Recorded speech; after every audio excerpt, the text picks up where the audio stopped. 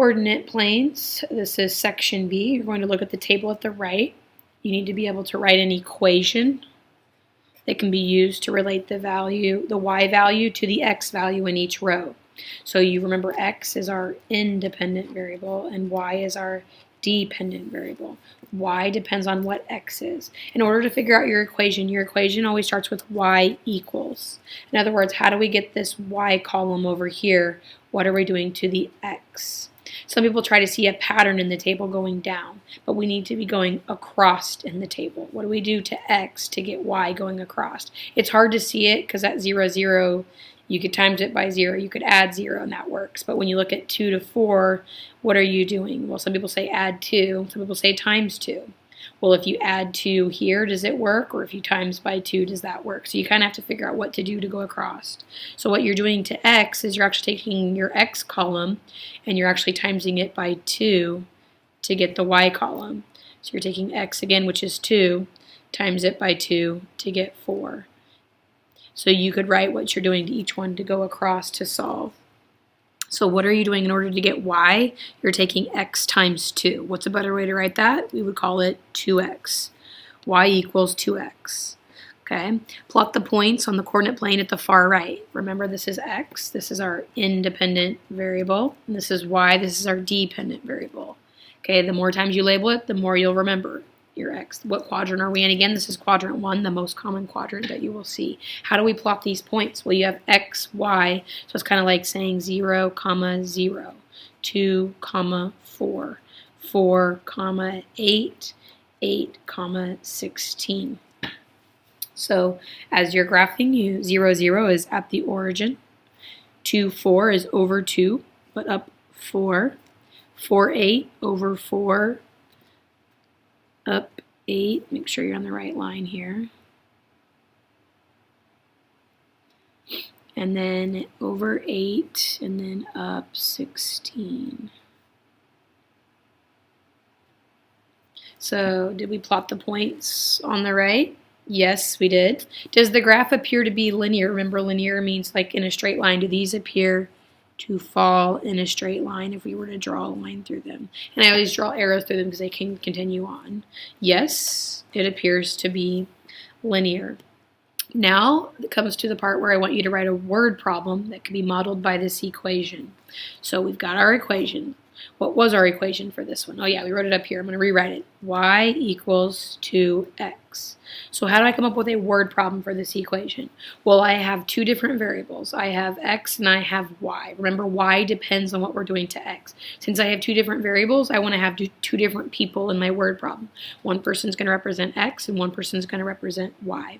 So if I start my word problem something like this, so I want you to divide your paper in half because I'm going to give you an example word problem up here, and then I want you to write your own word problem down here. So we're going to kind of divide this up into two. So the example that I have, I'm going to say that I have X slices of pizza. I have X slices of pizza. So if I have X, that means that's me. I'm the variable X, and I need somebody to be the variable Y. I'm going to make my brother be my variable Y. So if I have X slices of pizza, then my brother, I'm going to put Y in here in parentheses, has twice as many slices as me. And why would I give the clue that he has twice as many slices as me? Because 2 times the amount that I have. Remember, I'm X, so he'd be 2 times that. So I've stated what I have. I have X slices of pizza. My brother, who's Y, he's going to have twice as many slices as me. So the question I need to ask is, how many slices does he have? And I'm going to say in terms of X. We've talked about this before, in terms of X. So Y equals 2 times X. Why is it in terms of X? Well, I didn't tell you how many slices of pizza I have. I just said that I had X. Now, if I actually give you a number and say, well, what if I have 4 slices of pizza? Then I'm X. And if I have 4, he has 2 times that amount, so he would have 8. So that's what we're going to work on. And you're going to work with your table to come up with a story problem. You're going to use the same equation, but I want you to come up with your own story problem here. You can be X, somebody else needs to be Y, and they need to have twice as many of whatever you want. You can do pizza, you could do candy, you could do cars, but I'm going to give you time to work with your table on that. Okay, so you've got your story problems with your tables, and you wrote that in here. The next thing I want to do is complete the table below with the values to satisfy this equation. So now they're giving us an equation that looks like this. T equals n plus 40. And so we normally say that y equals, and then we would say x plus 40. So instead of using x, they're putting n, and instead of using y, they're using t. How do I know that? Your dependent variable is always the one out here, always the one kind of by itself. It depends on what we plug in for x. And then in this case, it's going to depend on what we plug in for n. So n is going to be the number of cricket chirps, and then T is going to be the temperature in degrees Fahrenheit. So as you look at this, you have our independent variable. We're using n instead of x, and then we have our dependent variable, which is t instead of y. So what are we noticed going across in this table? 20, how do I get to 60? 21, how do I get to 61?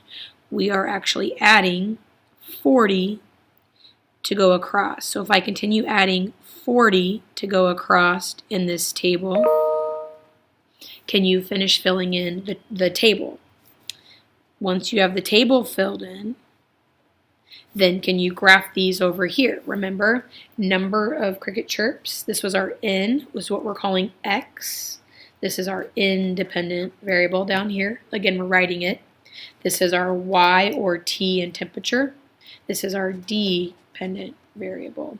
So we've got that. Can we go ahead and graph these? We've got over 20 up 60, over 21 up 61, and you're going to notice as you graph it, kind of goes in. Is it linear?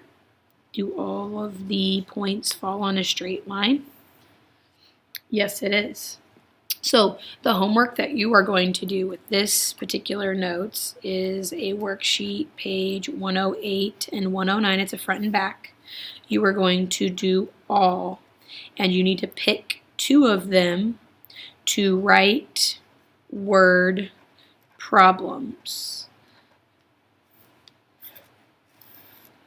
So kind of like we did our examples of word problems, you need to do your examples of word problems.